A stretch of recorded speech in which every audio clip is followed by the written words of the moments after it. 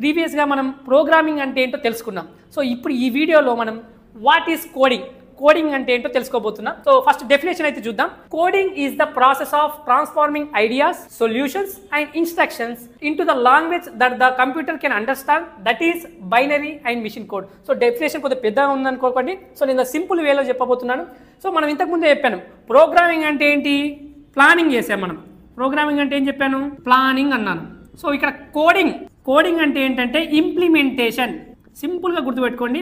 So ఇక్కడ మనం set of instructions మాత్రమే ఇస్తున్నాం కంప్యూటర్కి, ఒక వర్క్ చేయమని. ఇక్కడ కోడింగ్ అంటే ఏంటంటే ఆ వర్క్ మనం ఎలా ఇంప్లిమెంట్ చేయాలో కంప్యూటర్కి అర్థమయ్యే విధంగా చెప్తాం కోడింగ్ అనేది.